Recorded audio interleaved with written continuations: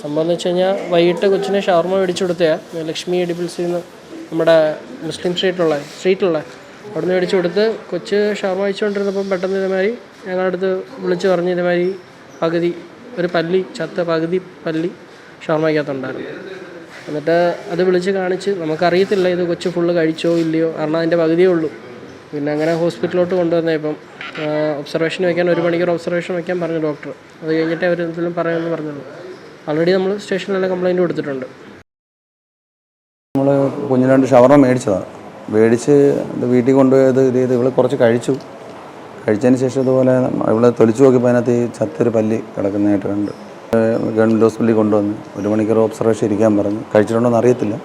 ഹോസ്പിറ്റലിൽ കുഞ്ഞിനെ കൊണ്ടുവന്നതിന് ശേഷം കൊട്ടാരക്കര പോലീസ് സ്റ്റേഷനിൽ പരാതി കൊടുത്തിട്ടുണ്ട് ബേക്കറിക്കെതിരെ.